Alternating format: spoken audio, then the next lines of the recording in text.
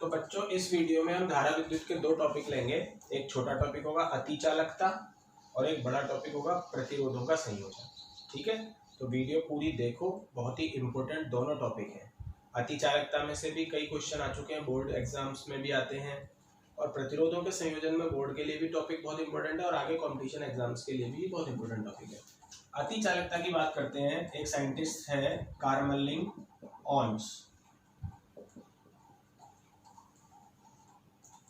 कार्मलिंग ऑन्स ने सबसे पहले ये बताया बच्चों कि जिस प्रकार से आपने देखा है कि किसी चालक मतलब धातु का ताप जब हम बढ़ाते हैं तो उसकी प्रतिरोधकता बढ़ती है। ये मैंने आपको पिछले वीडियो में बताया था कि अगर आप किसी भी चालक पदार्थ के ताप में वृद्धि करोगे तो उसकी प्रतिरोधकता में भी वृद्धि होगी। कार्मलिंग ऑन्स ने इसका उल्टा सोचा और सोच के उसको देखा, तो इसने देखा कि अगर ताप को कम करें तो प्रतिरोधकता व प्रतिरोध कम होते हैं। उल्टा कहा, अगर ताप को बढ़ाओगे तो प्रतिरोधकता बढ़ती है। तो इसने कहा कि अगर हम ताप को कम करें तो क्या होगा, तो सीधी सी बात है प्रतिरोधकता और प्रतिरोध दोनों कम होंगे। इसने एक स्थिति में देखा कि एक ऐसा निश्चित ताप होता है कि जिस पर प्रतिरोध और प्रतिरोधकता शून्य हो जाते हैं। प्रतिरोध भी जीरो और प्रतिरोधकता भी जीरो किसी भी धातु की। तो इसने मिश्र धातुओं में किया था एक्चुअली। तो निश्चित ताप और इसने ये देखा कि एक निश्चित ताप पर प्रतिरोध और प्रतिरोधकता क्या हो जाते हैं, शून्य। इस गुण को अब बोलते हैं अतिचालकता। बहुत सुपर कंडक्टर बन गया वो। क्या बन गया, सुपर कंडक्टर। अतिचालकता कहते हैं। और ऐसा पदार्थ क्या कहलाता है जिसका प्रतिरोध और प्रतिरोधकता शून्य हो, ऐसे पदार्थ को क्या कहते हैं, अतिचालक पदार्थ। और जिस ताप पर यह घटना हो रही है इस ताप को कहते हैं क्रांतिक ताप। क्या कहते हैं इस ताप को, क्रांतिक ताप। तो समझे बात, क्या देखा कार्मलिंग ऑन्स ने है कि किसी चालक के ताप में और कुछ मिश्र धातुओं पर भी देखा है कि उनके ताप में अगर कमी की जाए तो उनकी प्रतिरोधकता और प्रतिरोध कम होते जाते हैं और एक निश्चित ताप पर अगर वो तेजी से जीरो हो जाते हैं। तो जिस ताप पर वो जीरो हुए उसको तो क्या कहते हैं, क्रांतिक ताप। और जब इस चालक पदार्थ की प्रतिरोधकता शून्य हो गई तो ये पदार्थ क्या कहलाता है, अतिचालक पदार्थ। और इस गुण को क्या कहते हैं, अतिचालकता। तो ये पूरा अतिचालकता है। अब क्या है, साधारणतः कोई चालक है जैसे कि मान लो कॉपर हो या सिल्वर हो, इनकी कुछ ना कुछ तो प्रतिरोध और प्रतिरोधकता होगी होगी। पर अतिचालक जब ये बन जाएंगे तो इनकी प्रतिरोध का मान क्या हो जाएगा, शून्य।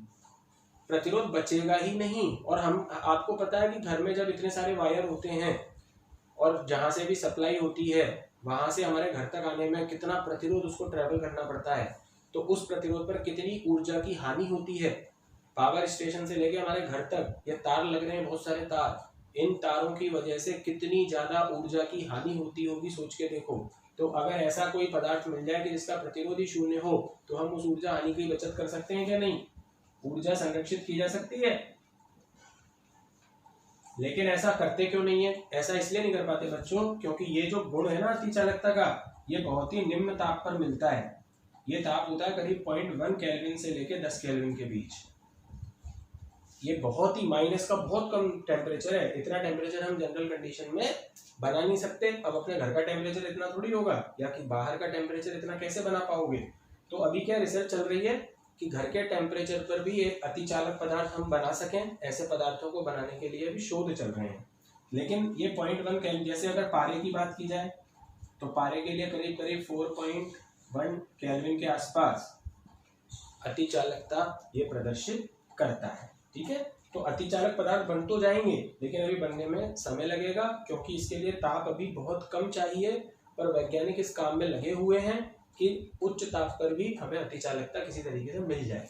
अतिचालक पदार्थों के उपयोग क्या होते हैं, ये ऊर्जा को संरक्षित करेंगे क्योंकि ऊर्जा व्यर्थ नहीं होगी इसमें। और दूसरा, सुपर कंप्यूटर में इनका यूज किया जाएगा जिसकी स्पीड बहुत ही तेज होगी। सुपर कंप्यूटर्स में जब प्रतिरोध नहीं मिलेगा ना तो प्रतिरोध की वजह से स्पीड स्लो होती है, तो जितना प्रतिरोध कम होता जाएगा सर्किट का, कंप्यूटर की स्पीड उतनी ही तेज होती जाएगी। तो सुपर कंप्यूटर बनाने में इनका प्रयोग किया जा सकता है और ऊर्जा को बचाने में, ऊर्जा की बचत में इनका उपयोग किया जा सकता है। ये होते हैं बच्चों अतिचालक पदार्थ। बहुत ही इंटरेस्टिंग बात है जो आपने देखी अभी। अब हम बात करते हैं बच्चों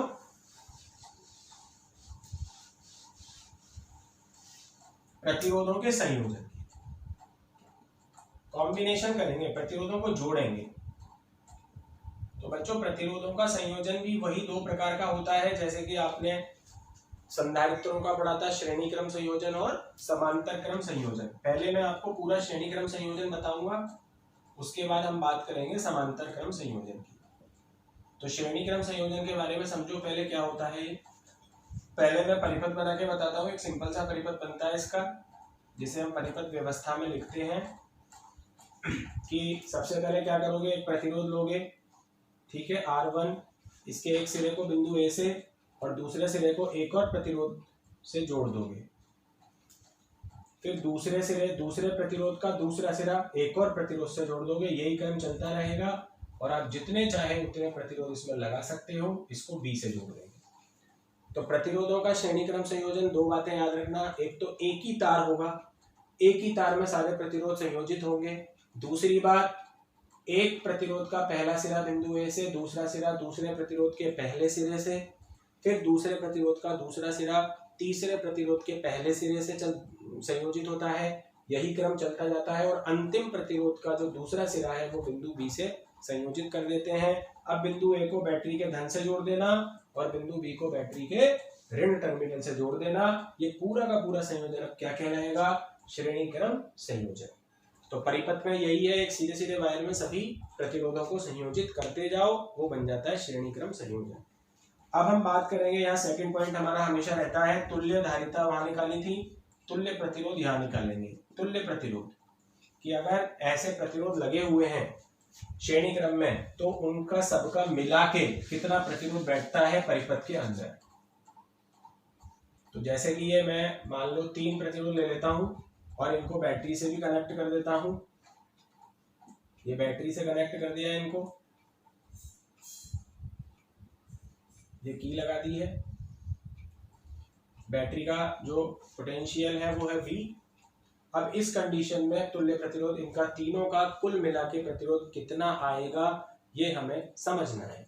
तो होता क्या है बच्चों, ओम के नियम का प्रयोग किया जाता है। यहाँ V बराबर IR, ये ओम का नियम आपने पढ़ा है। जब हमने संधारित्र पढ़े थे तो हमने कौन सा फॉर्मूला यूज में लिया था, Q बराबर CV, और हमने 3 राशियों की बात की थी, आवेश, धारिता और विभव। अब हम किसकी बात करेंगे, V मतलब इसके विभव पतन कितना है, इसके ऊपर धारा कितनी बह रही है इसमें से, और इसका प्रतिरोध कितना है। तो प्रतिरोध तो आपको दिख ही रहा है सीधे सीधे, तीनों का प्रतिरोध है R1, R2, R3, ठीक है। ये तो तीनों का प्रतिरोध आपको पहले मान ही लेना है, ठीक है, इसमें कुछ नहीं है तो आप मानना ही है आपको। इसके बाद अब अगर यहाँ से देखें धारा, तो ये क्या होगा, यहाँ से I प्लस से माइनस की तरफ I धारा ऐसे प्रवाहित होगी और यहाँ से वापस माइनस में आ जाएगी। तो धारा सब में क्या होती है, समान। श्रेणी क्रम संयोजन का ये गुण होता है बच्चों। अगर आपसे ये पूछा जाए कि श्रेणी क्रम संयोजन में कौन सी राशि समान होती है सभी प्रतिरोधों के लिए, तो आप बोलोगे उनमें प्रवाहित होने वाली धारा। तो सब में बराबर मान की धारा I प्रवाहित होती है, ये गुण होता है श्रेणी क्रम संयोजन का। हाँ, विभव पतन एक ही राशि समान हो सकती है तीनों में से, या तो तीनों समान होगी और या फिर एक होगी। तो अब प्रतिरोध तो हमने अलग अलग ले लिया, धारा समान है तो विभव सब पर, विभव का पतन सब पर अलग अलग होगा। मान लो इस पर विभव पतन कितना है, V1, इस पर विभव पतन कितना है, V2, इस पर विभव पतन कितना है, V3। तो विभव पतन हमने यहाँ मान लिया V1, V2, V3। तो सबसे पहला पैराग्राफ हमें इसी बात का बनाना होता है लिखते समय कि प्रतिरोध R1, R2, R3 हैं, प्रतिरोध में बहने वाली धारा का मान समान है I, और सभी प्रतिरोधों पर विभव पतन भी अलग अलग हैं, V1, V2 और V3। अब तुल्य प्रतिरोध निकालने के लिए हम सबसे पहले प्रथम प्रतिरोध पर विभव पतन का फॉर्मूला बनाते हैं। प्रथम प्रतिरोध पर विभव पतन, तो V बराबर IR होता है फॉर्मूला। अब पहला प्रतिरोध देखो, तो V की जगह तो पहले प्रतिरोध का विभव पतन कितना है, V1 बराबर धारा कितनी है इसमें, I, धारा सब में बराबर है I, और इसका प्रतिरोध R कितना है, R1। ये आपकी पहली समीकरण आ जाएगी, V1 बराबर I R1। ये पहले प्रतिरोध पर विभव पतन आ गया। दूसरे प्रतिरोध पर विभव पतन, दूसरे प्रतिरोध पर विभव पतन कितना आएगा V2 बराबर धारा समय बराबर है IR2 तथा तीसरे प्रतिरोध पर विभव पतन देखो कितना सरल है। V3 बराबर तीसरे पे धारा तो सब पे आई, ये धारा हो गई आई, लेकिन इसका प्रतिरोध तीसरे का कितना है R3। क्लियर है। तो बच्चों ये सब पर आ गए विभव पतन V1 V2 V3 का मान। धारा इसमें समान होती है, ये आपको ध्यान रखना है। श्रेणी क्रम में कौन सी राशि समान होती है, धारा। अब बैटरी का कुल विभव V था, कुल विभव बैटरी का कितना था V। ये कहां कहां खत्म हुआ है, कहां कहां इसका पतन हुआ है, यहां और यहां। तो अगर हम तीनों को जोड़ दें तो कुल विभव आ जाएगा बैटरी का। तो बैटरी का जो कुल विभव होता है वो तीनों के विभव पतन को योग करने पर हमें प्राप्त हो जाता है। क्लियर है।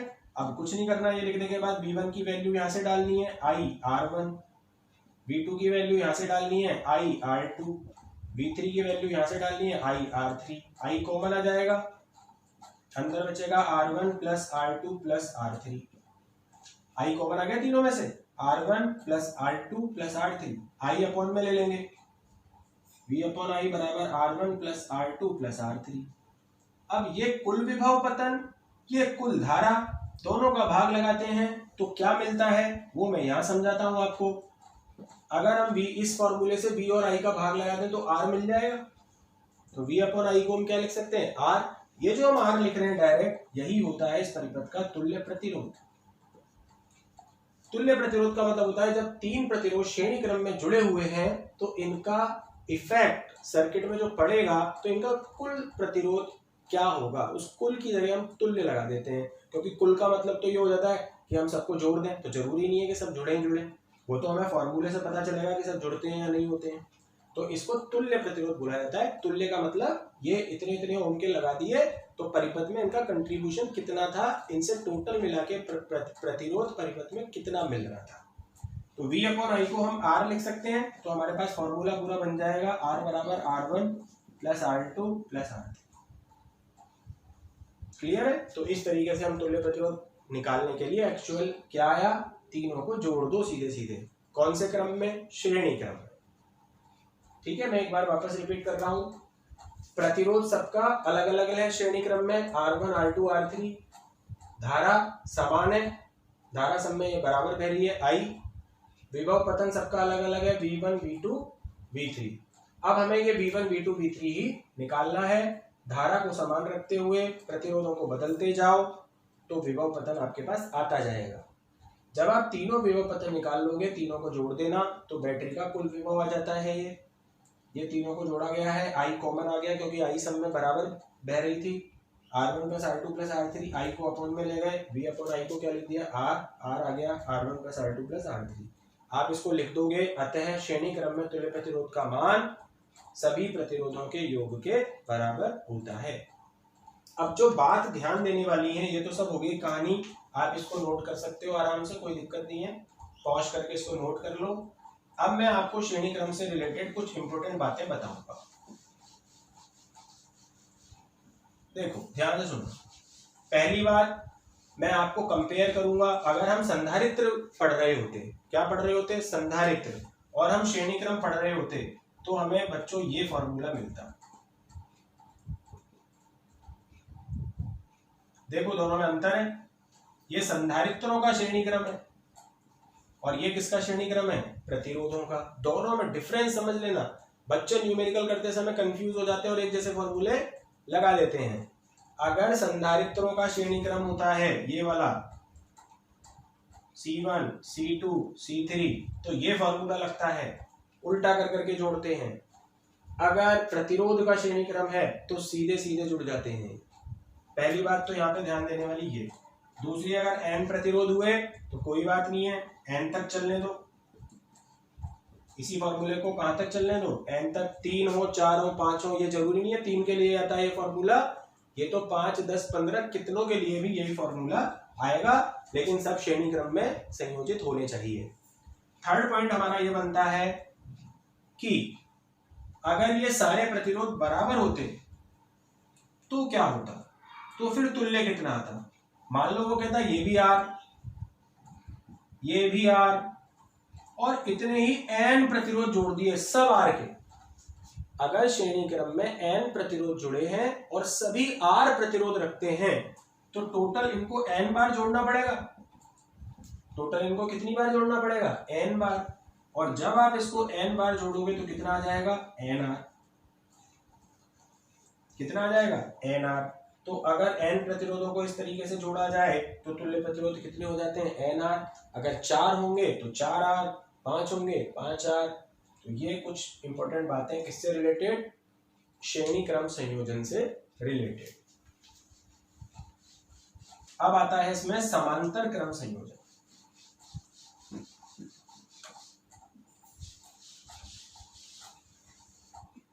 सेकंड आता है समांतर क्रम संयोजन। तो समांतर क्रम संयोजन में परिपथ को कैसे व्यवस्थित करते हैं बच्चों, श्रेणी क्रम तो देख ही लिया आपने। अगर यही होता समांतर क्रम बच्चों तो फिर इसमें क्या होता वो मैं आपको बता देता हूं। बैटरी तो रहेगी पर समांतर क्रम में अलग अलग वायर्स होते हैं। तो इसमें एक प्रतिरोध मान लो आपने यहां पर कनेक्ट किया है, इसका प्रतिरोध R1 है। एक प्रतिरोध यहाँ पर कनेक्ट किया है, ये R2 है। एक प्रतिरोध यहाँ पर अलग अलग तारों में प्रतिरोध लगे हुए हैं, फिर इनको एक ही बिंदु से कनेक्ट कर दिया जाता है इस तरीके से तीनों को। यहाँ पर भी तीनों को एक ही बिंदु से कनेक्ट कर दिया जाएगा और ये फिर बैटरी के पॉजिटिव पे चला जाता है और ये बैटरी के नेगेटिव पे चला जाता है। तो ये हो गया हमारा समांतर क्रम संयोजन, जिनमें सभी प्रतिरोधों का एक सिरा एक साथ जोड़ दिया जाता है, दूसरा सिरा दूसरे बिंदु से जोड़ देते हैं। इस बिंदु को नेगेटिव पे ले गए, इस बिंदु को पॉजिटिव पे ले गए, ये बन गया हमारा समांतर क्रम संयोजन। समांतर क्रम संयोजन में अगर इन तीनों राशियों की बात करें बच्चों तो पहली बात तो प्रतिरोध की करोगे, प्रतिरोध सबका अलग अलग है। अब होता क्या है, जब धारा यहाँ से प्रवाहित हो रही है तो ये धारा 3 भागों में विभाजित हो जाती है, I1, I2 और I3। ये डिपेंड करता है कि ये प्रतिरोध कैसे हैं। जो प्रतिरोध ज्यादा होगा उसमें कम धारा प्रवाहित होती है। I = V/R से अगर हम देखें तो प्रतिरोध ज्यादा होने पर धारा कम होती है। तो इनमें प्रतिरोध सारे अलग अलग हैं तो ये अलग अलग मान की धाराएं ग्रहण करते हैं। तो धारा सबकी अलग अलग हो गई, I1, I2, I3, ये धारा का मान अलग अलग आ गया। पोटेंशियल ड्रॉप यानी विभव पतन सबका बच्चों समान होता है, ये ध्यान रखना। इसमें कौन सी राशि समान होती है, विभव पतन। इसका भी विभव पतन V आएगा, इसका भी V आएगा और इसका भी V आएगा। जैसे कि श्रेणी क्रम में धारा समान थी उसी प्रकार से समांतर क्रम में धारा समान न होकर विभव पतन समान होता है। उसका रीजन है कि ये प्रतिरोध सीधे सीधे बैटरी से जुड़ रहा है। एक इसका सिरा प्लस से जुड़ रहा है, दूसरा माइनस से, बीच में कुछ भी नहीं आ रहा। एक इधर से चलोगे बीच में कुछ नहीं आएगा। तो जो विभव पतन इसका होगा वो बैटरी के विभव के बराबर होगा। तो इसीलिए तो उन तीनों पर समान विभव पतन होता है, क्योंकि इनके दोनों सिरे डायरेक्ट बैटरी से जुड़े हुए हैं। आप देख सकते हो बीच में कुछ भी नहीं आ रहा। तो इस स्थिति में जो विभव इधर होगा वही यहाँ पर पतन हो जाएगा, V।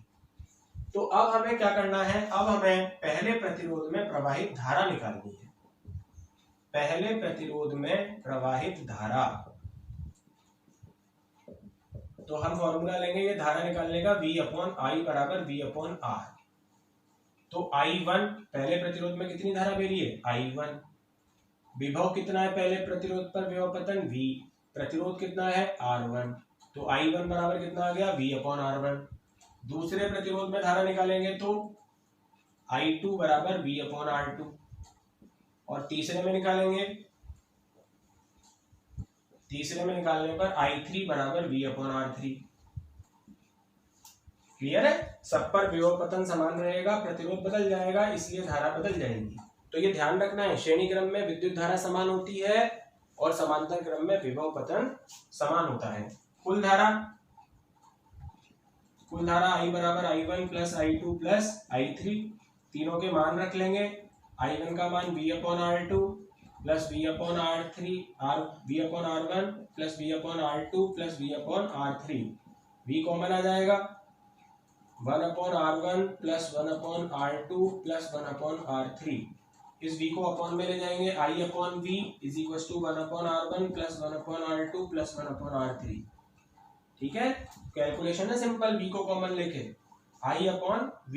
अब I/V क्या होता है बच्चों, यहाँ I/V, इसको V को अपॉन में ले आऊंगा तो 1/R बचेगा, तो I/V होता है यहाँ 1/R, और R को हम बोलेंगे वही तुल्य प्रतिरोध, वो भी कौन से क्रम में, समांतर क्रम में। इस वाले का तुल्य प्रतिरोध आ रहा है। अब ये I/V को क्या लिख दोगे आप, 1/R, तो क्या आ जाएगा, 1/R is equal to 1/R1 plus 1/R2 plus 1/R3। तो ये लिखते ही आपके पास फॉर्मूला तैयार हो गया, किसका, प्रतिरोधों के समांतर क्रम का। क्लियर है। तो प्रतिरोधों का समांतर क्रम का तुल्य प्रतिरोध का व्युत्क्रम, तुल्य प्रतिरोध का व्युत्क्रम सभी प्रतिरोधों के व्युत्क्रमों के योग के बराबर होता है। मतलब सबको उल्टा कर करके जोड़ोगे तो जो मिलेगा वो भी तुल्य प्रतिरोध का उल्टा मिलेगा, उल्टा मतलब व्युत्क्रम। ठीक है, तो ये इसका हो गया। अब इसकी भी कुछ इंपॉर्टेंट बातें मैं आपको बता देता हूं समांतर क्रम की। एक बात तो बच्चों ये कि अगर यही संधारित्र होता, एक संधारित्र, दो संधारित्र, तीन संधारित्र, तीनों जुड़ रहे होते समांतर क्रम में, तो फिर फॉर्मूला हमारे पास ये आता। अब आप दोनों में डिफरेंस देख सकते हो, समांतर क्रम में संधारित्र होंगे तो सीधे सीधे जोड़ दोगे, अगर प्रतिरोध होंगे तो व्युत्क्रम कर करके जोड़ोगे, ये ध्यान रखना। दूसरा, n प्रतिरोध होंगे तो यही फॉर्मूला n तक चलेगा, चलने तो कोई दिक्कत नहीं है। 1 प्लस R 1/R1 1/R2 कहाँ तक जाएगा, ये 1/Rn तक, और इससे आप R निकाल सकते हो। अगर दो प्रतिरोध होंगे तो जिस तरीके से मैंने आपको कैपेसिटर में बताया था, संधारित्रों में दो प्रतिरोध का एक फॉर्मूला बनता है 1/R1 plus 1/R2, R1 R2 LCM ले लेते हैं तो R2 प्लस R1 यहाँ बचता है, इसको उल्टा कर देते हैं, इसको भी उल्टा कर देते हैं, R1 R2 upon R1 plus R2, तो ये एक फॉर्मूला आ जाता है। आपको अगर दो प्रतिरोध दे रखे हैं तब आप डायरेक्ट क्या करो, दोनों का गुणा करो अपॉन दोनों को जोड़ दो। जैसे मान लो मैं दोनों प्रतिरोध 2-2 ओम के दे दूं, दो प्रतिरोध समांतर क्रम में जुड़ रहे हैं, ये तीसरा हटाओ, ये दो प्रतिरोध जुड़ रहे हैं, ये भी 2 ओम का है, ये भी 2 ओम का है, तो इनका तुल्य प्रतिरोध निकालने के लिए पहले दोनों का गुणा फिर दोनों का योग, 4/4 यानी 1 ओम। तो देखो कितनी जल्दी आ गया आंसर, डायरेक्ट आंसर आता है। अगर आपको दो प्रतिरोध समांतर क्रम में दे रखे हैं तभी लगेगा ये फॉर्मूला, 3 के लिए नहीं लगेगा। अगर 3 दे रखे हैं तो फिर ये लगेगा, लेकिन 2 के लिए फटाफट आंसर निकालने के लिए हम ये फॉर्मूले का प्रयोग कर सकते हैं, R1 × R2 upon R1 plus R2। और अगर n ये सारे के सारे प्रतिरोध बराबर होते, सभी R होते, तो क्या होता तुल्य प्रतिरोध, ऐसा भी क्वेश्चन बन सकता है। तो उस कंडीशन में 1/R तुल्य, जब सब बराबर होंगे 1/R plus 1/R plus 1/R, कितनी बार, n बार, n बार जोड़ना है इसको, तो 1/R तुल्य बराबर n/R। ठीक है, और R तुल्य यहाँ पे आ जाएगा, उल्टा कर दो, R तुल्य आ जाएगा R/n। ये कब आता है, ये जब आता है जब n प्रतिरोध जुड़ रहे हो समांतर क्रम में और सबके सब का प्रतिरोध समान हो, तो तुल्य प्रतिरोध कितना हो जाता है, n गुना कम हो जाता है, R/n हो जाता है। तो बच्चों आज के वीडियो में बहुत ही इंपॉर्टेंट बातें आपको बताई गई, पूरा वीडियो ध्यान से देखो और इनको अच्छी तरीके से समझो। ये सारे के सारे टॉपिक बहुत ही इंपॉर्टेंट हैं बोर्ड एग्जाम के लिए।